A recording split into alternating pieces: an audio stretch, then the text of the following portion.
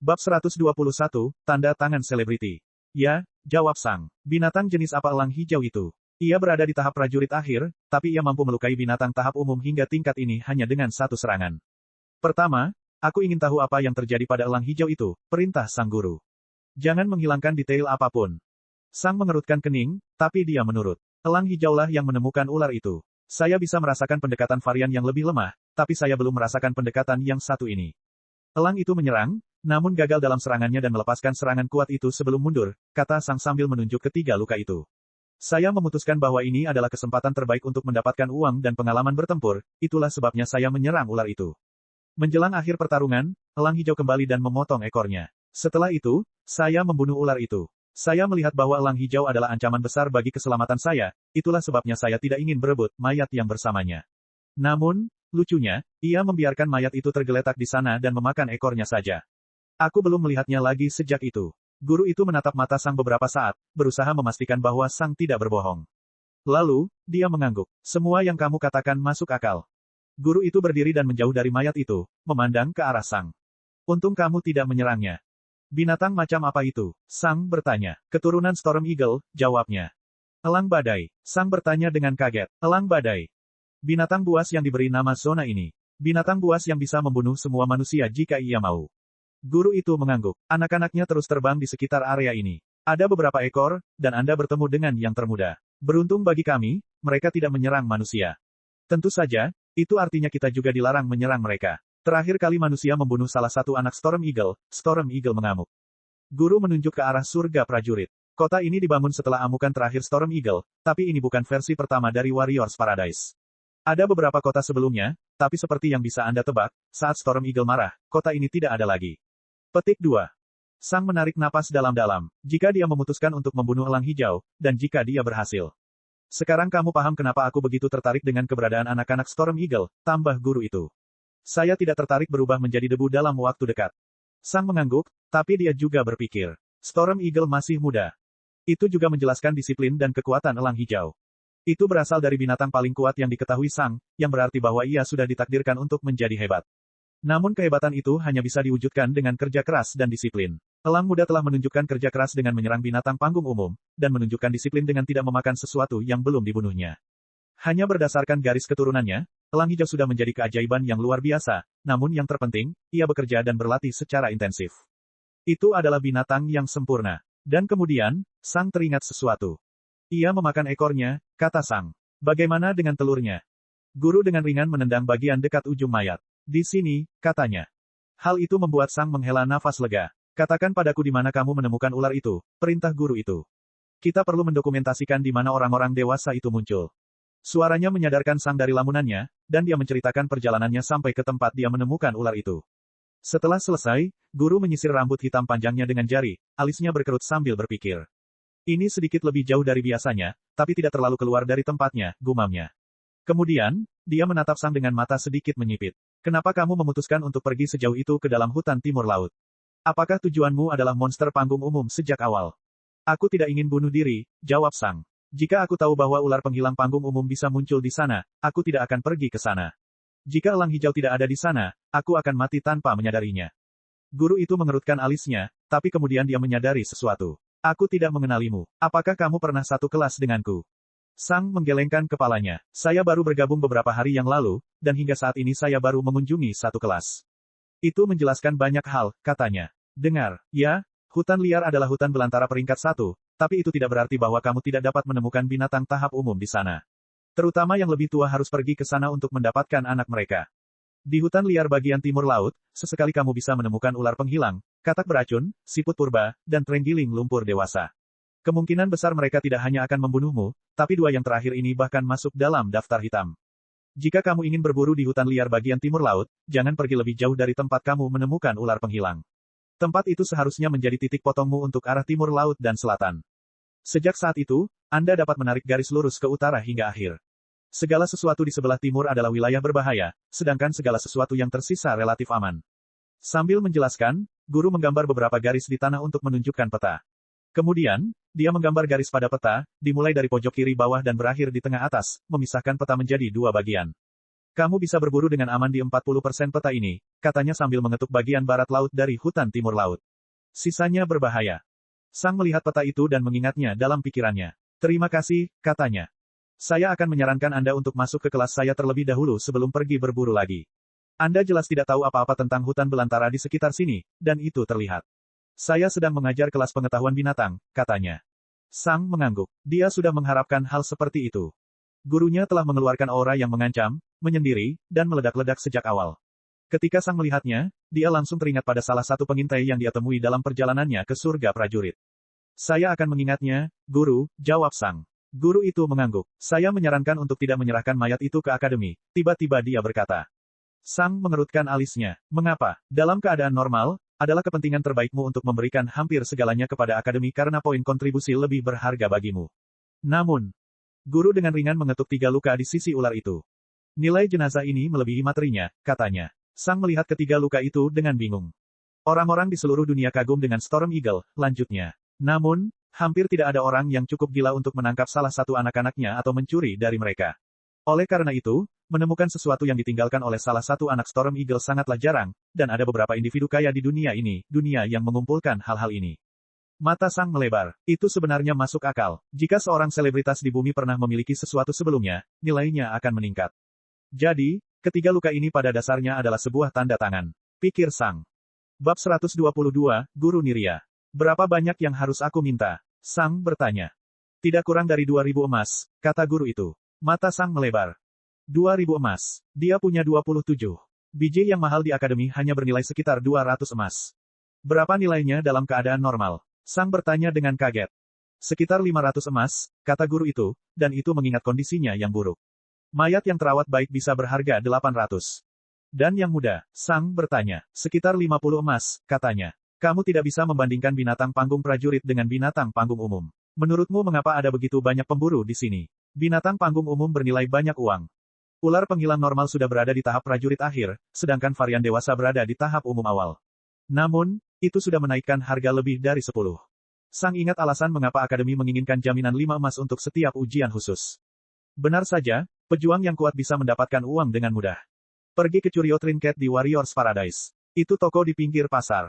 Mereka pasti tertarik dengan mayat itu, kata guru itu. Katakan pada mereka bahwa Guru Niria mengirimmu. Itu mengejutkan Sang. Mengapa kamu membantuku sampai sejauh ini? Kedengarannya ini bukan bantuan yang normal. Saya bisa menghargai potensi dan kekuatan, kata Guru Niria netral. Selain itu, kamu mungkin tidak mengetahuinya, tapi kita terhubung. Terhubung? Sang bertanya. Ketika kamu menyadari maksudku, dan jika kamu mau mempercayaiku, kamu bisa bertanya kepadaku setelah kelas selesai, tapi aku tidak akan menjelaskan lebih jauh tentang hal itu, katanya. Kamu punya keinginanmu, dan aku punya keinginanku. Hal ini membuat Sang terkejut. Dia tidak tahu apa yang dia bicarakan. Jelas sekali, dia tidak tertarik secara romantis padanya. Sang sama sekali tidak melihat tanda-tanda ketertarikan pada sikap Guru Niria. Terlebih lagi, mereka baru saja bertemu. Entah dia gila, atau dia tahu sesuatu yang tidak diketahui Sang. Bukankah dekan satu-satunya orang dari bumi? Pikir Sang. Saya akan kembali ke akademi, kata Guru Niria. Sang punya pertanyaan, tapi dia melihat dari sikap Niria bahwa dia tidak tertarik untuk berbicara lagi. Sekali lagi terima kasih, Guru, katanya. Guru Niria mengangguk sekali dan pergi. Sekarang, Sang sendirian lagi, dan dia memandangi mayat ular itu dengan bingung. Dia masih tidak mengerti apa yang dia bicarakan. Pada akhirnya, Sang menyerah untuk mencari alasan perkataannya. Dia mengambil karung binatang kedua dan memasukkan mayat itu ke dalamnya. Karena dia sekarang akan menjual mayat itu kepada orang lain, dia memutuskan untuk memisahkan mayat itu dari telinga dan perabanya. Setelah itu, Sang kembali ke jalan raya, dan dia melihat sejumlah besar gerobak dan orang-orang berjalan di jalan tersebut. Dia telah menghabiskan cukup banyak waktu di hutan bersama Guru Niria, dan jam sibuk telah tiba. Sang hanya bisa menghela nafas dan memasuki jalan yang sibuk. Dia harus berjalan lebih lambat karena padatnya lalu lintas, namun lalu lintasnya tetap tidak seburuk yang diperkirakan Sang. Sang memandang ke samping pada lebar jalan yang konyol itu. Siapa yang membuat jalan selebar 1 kilometer? Namun kini, Sang melihat lebih dari separuh lebar jalan telah habis. Bagaimana Warriors Paradise tidak dipenuhi dengan barang-barang dengan begitu banyak barang yang berdatangan setiap pagi? Pikir Sang. Beberapa saat kemudian, Sang tiba di depan gerbang yang terbuka lebar. Beberapa kristal besar ada di sekitar gerbang. Mereka kelihatannya seharusnya memancarkan cahaya, tapi sekarang tidak. Sang segera menyadari untuk apa kristal-kristal ini ada di sana ketika dia menyadari bahwa para penjaga bahkan tidak memeriksa barang apapun yang memasuki kota.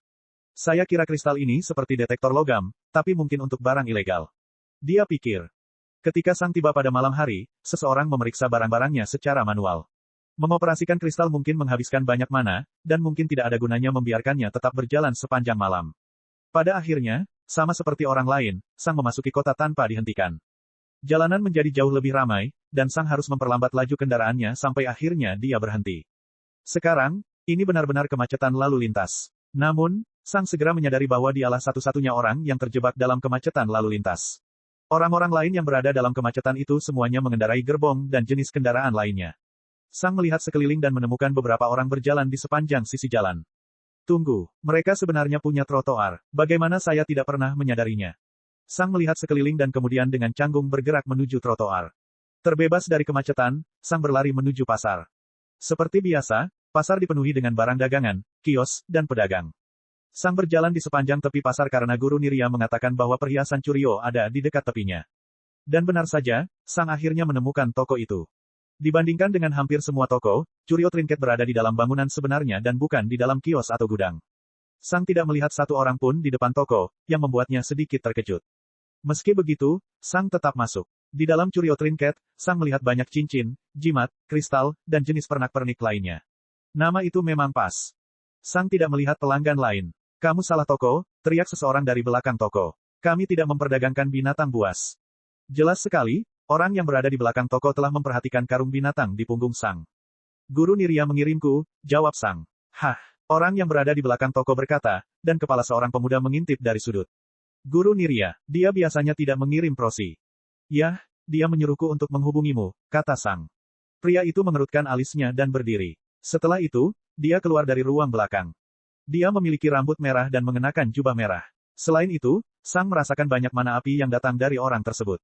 Itu pastilah seorang ahli api, pikir Sang. Tidak banyak penyihir api di surga prajurit. Itu juga menjelaskan mengapa tidak ada seorang pun di sini. Jika toko ini memiliki ahli api sebagai pegawainya, mereka mungkin tidak menjual barang murah. Seseorang seperti ahli api bisa mendapatkan banyak uang hanya dengan pergi ke Wastelen dan membunuh monster General Stage secara acak. Jadi, karena ahli api ini tidak melakukan hal itu, mungkin itu berarti dia mendapat penghasilan lebih banyak dengan menjadi pegawai di toko ini. Apakah dia mendapatkan binatang menarik lainnya? Si ahli api bertanya dengan sedikit tertarik. Kupikir kamu bilang kamu tidak memperdagangkan binatang, kata Sang. Aku mengatakan itu pada semua orang karena butuh waktu lama untuk menjelaskan pada mereka apa yang membuat kita tertarik pada binatang, jelas ahli api. Sekarang, tunjukkan padaku apa yang dia bunuh kali ini. Ahli api berjalan ke sebuah meja besar di sisi ruangan dan mengetuknya untuk menunjukkan kepada Sang di mana harus meletakkan mayat itu. Sang berjalan mendekat dan meletakkan mayat itu di atas meja. Begitu Sang melepaskan karung binatang itu, karung itu terbuka dengan sendirinya, memperlihatkan isinya. Ketika ahli api melihat ular penghilang panggung umum, dia mengerutkan alisnya. Kemudian, dia melihat ke arah Sang. Kenapa aku harus peduli dengan ular yang hilang? Dia bertanya dengan kesal. Sang hanya menunjuk pada 3 luka itu. Ahli api melihat ketiga luka dengan alis berkerut. Lalu, kilatan pengenalan muncul di matanya. Oh, sekarang kita bicara, katanya sambil menyeringai. Setelah mengatakan itu, ahli api memeriksa mayat itu dengan cermat menggunakan berbagai instrumen. Beberapa menit kemudian, setelah selesai, dia menyimpan instrumennya sambil menyeringai. Benar saja, Nirya yang membunuh yang satu ini. Hasil karyanya tidak salah lagi, komentarnya. Sang berkedip beberapa kali karena bingung. Dia cukup yakin bahwa dialah yang membunuh ular itu. Bagaimana Anda tahu? Sang bertanya. Kerahasiaan klien, jawab Fire Adept sambil menyeringai. Kamu mungkin dikirim olehnya, tapi aku tidak akan membocorkan rahasia klien kita. Bagaimana suara 1.800 emas? Dia bertanya. Guru Nirya juga memberitahuku apa yang harus aku minta, tambah Sang. Seringai di wajah ahli api menghilang. Baik, katanya sambil menghela nafas. Bersinar, 4 karung muncul di dekat meja, 2 karung besar, dan 2 karung kecil. Ambil 2.200 emasmu, katanya. Sang mengangguk dan mengambil emas itu. Senang berbisnis denganmu, kata ahli api dengan kurang semangat saat mengurus jenazah. Sang mengangguk. Terima kasih. Dan dia meninggalkan toko dengan kekayaan barunya. Sekali lagi, dia kaya. Pertarungan berbahaya itu memang membuahkan hasil. Bab 123, Psikopat. Setelah Sang meninggalkan curio trinket, dia berhenti. Guru Nirya tampaknya sangat pandai melakukan barter. Dia mengatakan kepadaku bahwa aku harus menerima tidak kurang dari 2.000 emas, tetapi segera setelah aku memberitahu pria itu bahwa Guru Nirya memberitahuku apa yang harus aku terima, dia memberiku lebih banyak. Senang saya tidak mengajukan penawaran langsung. Sang melihat karung binatang kedua yang dibawanya. Dia telah memutuskan untuk menutupi emasnya dengan memasukkannya ke dalam karung binatang kedua. Dia tidak ingin ada orang yang curiga terhadap kekayaannya. Selain itu, Sang telah memasuki toko dengan 2 karung binatang, dan dia sekarang keluar dengan 2 karung binatang. Sepertinya perdagangannya gagal. Tidak ada yang tahu bahwa isi karung binatang kedua telah berubah menjadi emas murni. Setelah keluar dari toko, Sang langsung pergi ke akademi. Seorang guru tak dikenal sedang menjaga gerbang, dan Sang memberi mereka salam singkat sebelum masuk. Sang langsung berjalan menuju gedung utama. Dia ingin menyimpan karung emas raksasa itu terlebih dahulu. Sayangnya, segalanya tidak berjalan semulus yang dia harapkan. Begitu Sang mendekati bangunan utama, matanya menyipit. Dia memperhatikan 3 anak laki-laki melihat karung binatangnya, dan Sang juga memperhatikan bahwa mereka tampak agak tegang. Mereka semua berusia sekitar 16 atau 17 tahun, yang berarti mereka berada di tahap prajurit menengah. Ironisnya, ini adalah tempat paling berbahaya untuk dikunjungi. Pada tingkat itu, para siswa tidak lagi termasuk dalam kelompok yang benar-benar lemah, tetapi mereka juga tidak memiliki cukup pengalaman untuk mengetahui apakah seseorang benar-benar berbahaya atau tidak. Karena itu, kelas menengah paling banyak bertengkar. Dan kelas yang paling menderita adalah kelas pemula. Kelas menengah paling sering menargetkan siswa berusia 14 dan 15 tahun. Siswa-siswa ini dapat memperoleh banyak uang, tetapi mereka juga jauh lebih lemah dan kurang berpengalaman dibandingkan siswa di kelas menengah. Oleh karena itu, kelas pemula adalah kelas yang paling mengerikan, berkat kelas menengah. Namun, kelas menengah sedang berjalan di atas tali. Mereka mungkin bisa mendominasi lebih dari 90% orang di kelas pemula, tapi mereka juga tidak akan memperhatikan 10% kelas pemula yang paling kuat. Tetapi orang-orang ini tahu bahwa Sang sangat kuat. Mereka tidak tahu seberapa kuat dia sebenarnya, tapi mereka telah melihat bagaimana dia mendominasi beberapa anak tahap prajurit awal. Ini berarti dia setidaknya harus berada di tahap prajurit menengah. Mungkin, dia bahkan berada di tahap prajurit akhir. Tapi itu juga kenapa mereka datang dengan 3 orang sekaligus. Selain itu, mereka cukup percaya diri dalam mengalahkan Sang. Mengapa? Ya, ada satu wajah yang akrab di antara orang-orang itu. Itu adalah tetangga Sang, yang dia temui ketika dia mencari kamarnya. Ketika orang itu mendengar bahwa Sang adalah bagian dari kelas Caterpillar, dia menyeringai dan mengatakan kepadanya bahwa dia telah memasuki neraka. Apa reputasi kelas Caterpillar? Sampah. Mengapa sampah? Karena mereka tidak melatih teknik bertarung apapun. Setiap siswa lainnya dilatih dalam beberapa teknik canggih yang menyempurnakan gaya bertarung mereka. Dalam pertarungan langsung, orang-orang kelas Caterpillar hampir selalu kalah melawan siswa lainnya. Hanya siswa terkuat di kelas Caterpillar yang dapat melawan siswa lainnya. Namun, hal itu sudah diduga. Para siswa kelas Caterpillar dipaksa untuk membangun teknik bertarung mereka sendiri, yang berarti teknik bertarung mereka berasal dari seseorang di panggung prajurit. Sementara itu, siswa lainnya sedang berlatih teknik yang diciptakan oleh prajurit panggung komandan. Teknik-teknik ini beberapa kali lebih kuat dan halus daripada beberapa teknik yang dapat dilakukan oleh beberapa anak. Jadi, bagaimana ketiga orang ini memandang Sang? Dia memang orang yang sangat kuat untuk anak seusianya, tapi itulah masalahnya. Untuk usianya, berapa banyak pengalaman yang dimiliki anak berusia 14 atau 15 tahun dalam berperang melawan manusia? Selain itu, mereka bertiga, sedangkan Sang satu. Mereka tahu bahwa hal itu berisiko, tetapi imbalannya sepadan. Mereka telah melihat betapa tertariknya guru Niria, dan mereka tahu bahwa Sang pasti memiliki sesuatu yang sangat menarik di salah satu karung binatang buasnya. Itu berisiko, tetapi mereka harus mencobanya. Jadi, bagaimana cara mereka mendapatkan barang itu dari Sang? Sederhana, ketiganya akan melompati Sang tanpa berbicara, semuanya mengincarnya dengan serangan.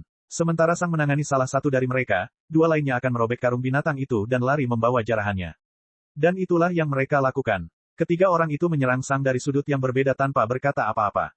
Satu datang dari depan sementara 2 lainnya datang dari samping.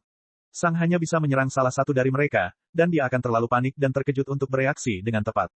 Paling-paling, salah satu dari mereka akan terluka. Begitu Sang menyadari bahwa mereka telah menyerangnya, dia menyipitkan matanya. Saya mengintimidasi mereka dengan tindakan saya kemarin, tetapi hal itu tidak memberikan hasil yang saya harapkan. Tadinya aku berharap mereka tidak menggangguku, tapi mereka malah menganggapku serius. Apakah saya harus melangkah lebih jauh? Apa aku benar-benar harus membunuh salah satu dari mereka? Pikir Sang. Apakah aku benar-benar harus bertingkah seperti psikopat gila sebelum akhirnya kamu membiarkanku sendiri? Bagus. Ayo kita bertaruh. Bang, lantai di bawah kaki Sang bergetar saat dia meledak ke depan dengan kecepatan penuh. Dia menyerbu ke depan ketika mereka bertiga mulai berlari ke arahnya. Ada jarak beberapa meter di antara mereka semua, dan jika Sang tetap di tempatnya, mereka akan mencapainya pada saat yang bersamaan. Namun, Sang menyerang ke depan. Mata pria di depan terbuka lebar ketakutan. Bagaimana Sang bisa begitu cepat dengan begitu banyak beban di pundaknya? Sang jauh lebih cepat dari yang dia duga. Kamu ingin psikopat. Bagus. Ini dia. Sang berpikir dengan gigi terkatup dan mata menyipit. Pria di depan Sang hanya memiliki tubuh di alam prajurit tengah, dan dia tidak cukup cepat untuk bereaksi dengan tepat terhadap serangan Sang. Dengan kecepatan penuhnya, Sang melompat ke depan, kedua karung binatang itu masih berada di pundaknya. Sang telah menggunakan kekuatan penuhnya saat berakselerasi, dan dengan tambahan bobot dari dua karung binatang itu, sejumlah kekuatan yang mengerikan ada di balik serangannya. Sang menarik kakinya ke belakang dan menendang ke depan dengan seluruh kekuatannya. Ini adalah serangan berkekuatan penuh dari seseorang yang 2 tingkat di atas pria di depan Sang. Ini pada dasarnya adalah orang dewasa yang melepaskan tendangan penuh kebencian pada anak berusia 10 tahun. Ini bukan sebuah lelucon. Bang! CRK. Pria itu nyaris tidak bisa meletakkan tangannya di depan dadanya sebelum tendangan Sang mengenainya. Ketika tendangan Sang mengenai lengan bawah pria itu, lengan itu langsung pecah, dan itu bahkan belum berakhir. CRK. Tulang rusuk pria itu patah karena kekuatan momentum Sang, tulang rusuknya yang patah menusuk paru-paru dan jantungnya. Saat itu, pria itu merasa seperti berada dalam mimpi buruk. Suara apa itu? Apakah suara patah tulang berasal darinya? Apakah suara daging dan organ yang tertusuk tulang berasal darinya? Apakah dia akan bertahan? Bang! Punggung pria itu membentur tembok, dan punggungnya pun hancur berkeping-keping.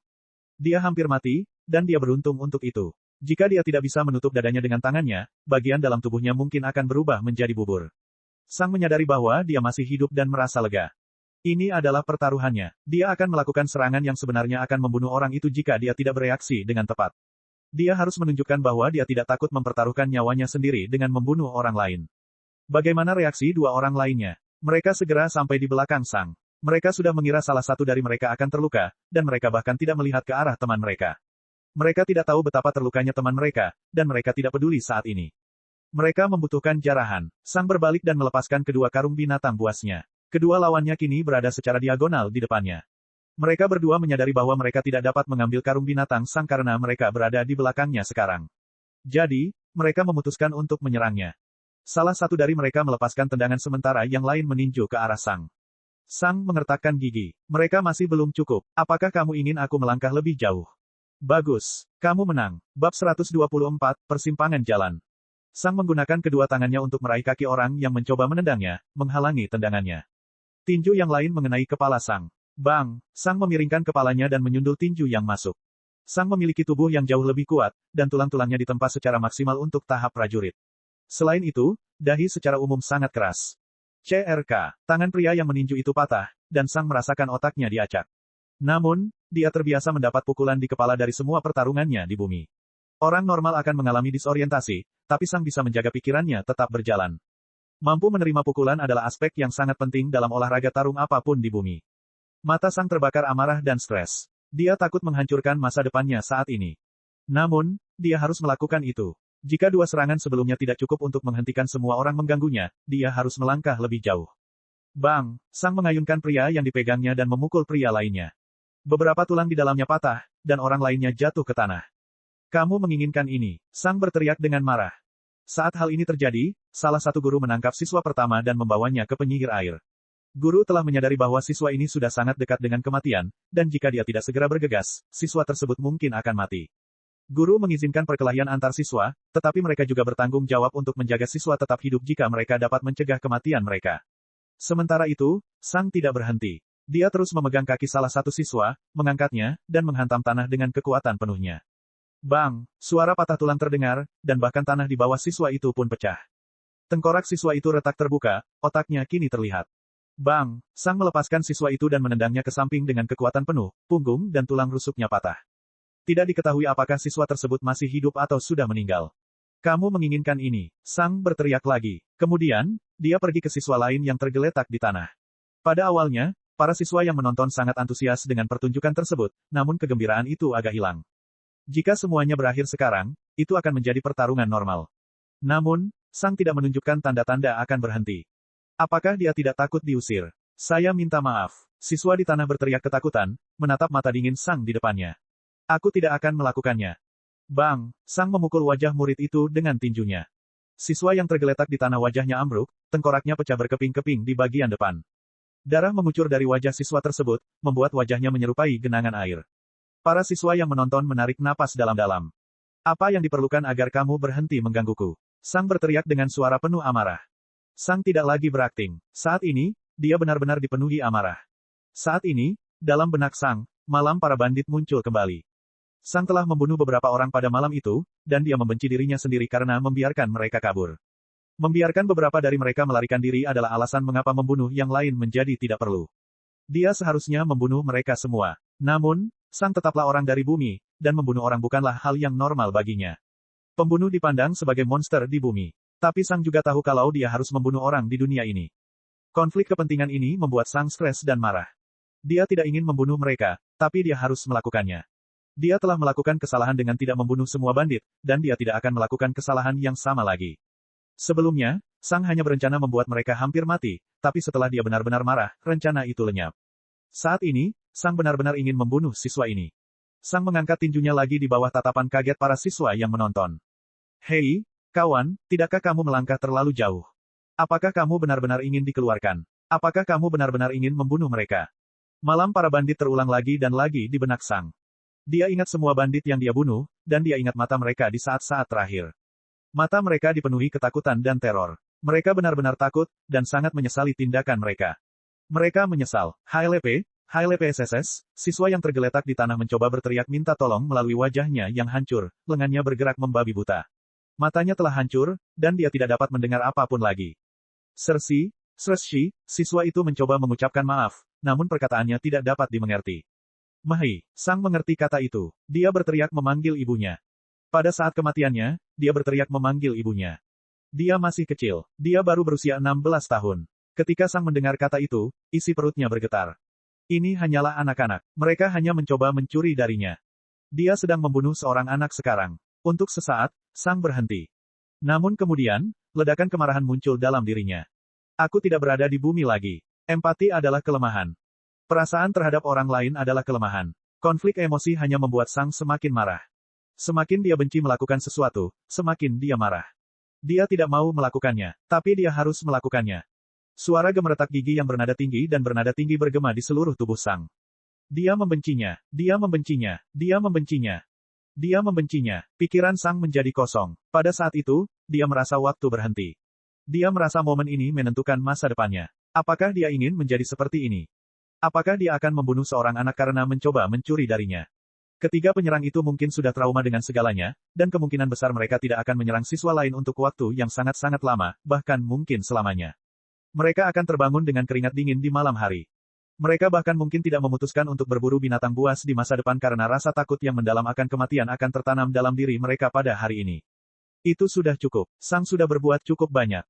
Mati, Sang berteriak. Dan kemudian, Sang meninju dada siswa itu dengan seluruh kekuatannya. Sepertinya semuanya terjadi dalam gerakan lambat bagi para siswa yang menonton. Bang, tinjunya mengenai dada siswa tersebut, mengaktifkan rune ajaib. Jika seragam itu tidak menghalangi serangan itu, siswa tersebut akan mati.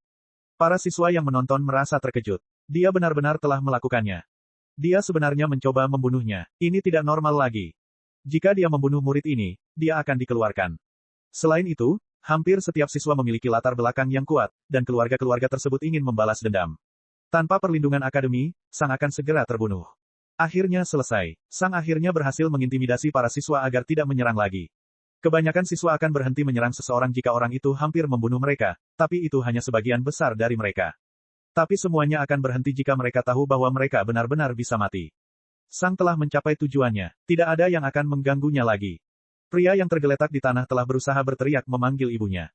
Ketika Sang mendengar teriakan ini, kebenciannya meledak. Dia sudah lama kehilangan akal sehatnya karena marah. Teriakan-teriakan ini membuatnya merasa tidak enak, dan dalam keadaan penuh amarah, dia melihat teriakan-teriakan tak bersalah ini sebagai sebuah serangan. Dia membenci dirinya sendiri karena merasa tidak enak. Dan dia membenci pria di bawah karena membuatnya merasa tidak enak. Dia membencinya. Sang kembali mengangkat tinjunya yang berlumuran darah. Waktu seolah berhenti bagi para siswa yang menonton. Apakah ini benar-benar terjadi? Apakah dia benar-benar menyerang lagi? Beberapa siswa yang lebih tua berpikir untuk ikut campur, tetapi setelah melihat wajah Sang, mereka memutuskan untuk tidak melakukannya. Mereka mungkin bisa melawan Sang, tapi mereka mengkhawatirkan masa depan mereka sendiri. Mereka tidak bisa lagi mengantisipasi tindakan Sang karena Sang pada dasarnya sudah menjadi orang gila. Jika mereka membuatnya marah sekarang, mungkin saja dia benar-benar mencoba membunuh mereka. Lalu bagaimana? Kemudian, mereka harus benar-benar mempertaruhkan nyawa mereka. Apakah ini sepadan? Apakah layak mempertaruhkan nyawa mereka demi siswa yang lebih muda? Risikonya terlalu tinggi. Mereka tidak akan melakukan intervensi. Setelah mengangkat tinjunya, Sang mengayunkannya lagi tanpa menunggu. Waktu bergerak dalam gerakan lambat. Tinju Sang mengenai wajah siswa yang hancur itu. Suara retakan yang keras bergema di seluruh akademi. Darah terciprat, dan Sang tiba-tiba kehilangan kesadaran ketika sesuatu menghantam sisi kepalanya. Bab 125, Penyihir Air. Sang membuka matanya. Apa yang telah terjadi? Pikirnya dengan pikiran kacau. Dia merasakan tanah di bawah tangannya. Kenapa aku tergeletak di tanah? Kemudian, rasa sakit menimpa Sang. Dia merasakan sakit yang luar biasa datang dari pipi kirinya, dan dia memuntahkan potongan darah dan tulang. Ingatan terakhir Sang adalah saat dia membunuh murid yang satu itu. Jadi kenapa dia ada di tanah sekarang? Sang perlahan duduk dan melihat sekelilingnya. Para siswa di sekitarnya memandangnya dengan ekspresi campur aduk. Beberapa ekspresi dipenuhi rasa jijik. Beberapa di antaranya kedinginan. Beberapa dari mereka bersimpati. Kemudian, Sang melihat gelembung air besar melayang sekitar 10 meter darinya. Gelembung air adalah tempat Sang berada sebelum terbangun di sini. Dia melihat seorang wanita berambut biru panjang di depan gelembung air, tangannya memegang tongkat dengan permata biru di atasnya. Sang menyadari bahwa dia mungkin adalah penyihir air yang bertanggung jawab untuk menyembuhkan siswa. Sang mendengar bisikan beberapa siswa di sekitarnya. Mereka menyebutnya maniak. Mereka menyebutnya orang gila. Mereka memanggilnya monster. Sang tidak bereaksi terhadap bisikan ini. Dia sudah tenang sekarang, dan perasaan hampa muncul di dalam dadanya. Untuk waktu yang lama, Sang hanya duduk diam di tanah, memandang ke kejauhan dengan linglung. Apakah aku kehilangan kendali? Pikir Sang. Semua orang di sekitar Sang terus berbisik, tapi Sang tidak mendengarnya. Baginya, dunia diam. Apakah aku melakukan hal yang benar? Kesunyian. Apakah aku melakukan hal yang benar? Sang meletakkan kepalanya di tangannya. Aku tidak tahu. Jika aku tidak bersikap seperti ini, mereka akan terus mendatangiku. Tapi aku juga mempertaruhkan seluruh masa depanku. Aku tidak tahu. Sang tanpa sadar berdiri dan melihat gelembung air yang melayang di udara. Siswa lain menatapnya dengan segala macam emosi. Sama seperti Sang, para siswa juga merasakan beragam emosi dan ketidakpastian. Kebanyakan dari mereka percaya bahwa Sang adalah orang gila, namun beberapa dari mereka juga merasa simpati padanya. Orang-orang yang bersimpati pada Sang pernah mengalami situasi serupa di masa lalu. Mereka tahu apa yang dia alami. Sang perlahan berjalan ke gelembung air di bawah tatapan menilai dari semua siswa lainnya. Setelah berjalan dalam diam, Sang berhenti di dekat gelembung itu, hanya melihatnya dengan linglung. Apakah kamu menyesali apa yang telah kamu lakukan? Tanya penyihir air dengan suara netral. Sang tidak tahu apa pendapatnya tentang tindakannya. Suaranya benar-benar netral. Sang tidak segera menjawab. Aku tidak tahu, jawab Sang jujur. Penyihir air mengerutkan kening sambil terus melihat gelembung itu. Dua lainnya baik-baik saja, tapi yang ini mungkin tidak berhasil, katanya. Otaknya rusak parah. Anehnya, Sang tidak terkejut saat mendengar kata-kata tersebut. Dia hanya merasa kosong. Sepertinya semua ini tidak ada hubungannya dengan dia. Jika dia mati, kamu akan dikeluarkan dari akademi, kata penyihir air. Apa ini yang kau inginkan? Sang tidak menjawab selama beberapa detik. Tidak, jawabnya. Yah, itu bukan urusanmu lagi. Terserah dia dan aku, katanya. Saat ini, masa depanmu tidak lagi berada di tanganmu sendiri. Kamu telah mencoba membunuhnya, dan jika aku tidak menghentikanmu pada saat-saat terakhir, dia pasti sudah mati sekarang.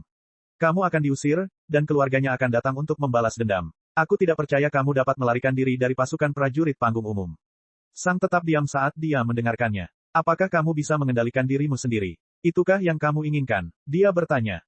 Sang tidak menjawab untuk beberapa saat. Aku tidak tahu, jawab Sang. Saya tidak tahu apakah saya sudah memegang kendali atau tidak. Pada saat itu, rasanya seperti keputusan yang tepat. Apakah ini keputusan yang tepat jika dipikir-pikir? Tanya penyihir air. Sang hanya melihat gelembung air. Pikirannya kembali ke malam itu bersama para bandit.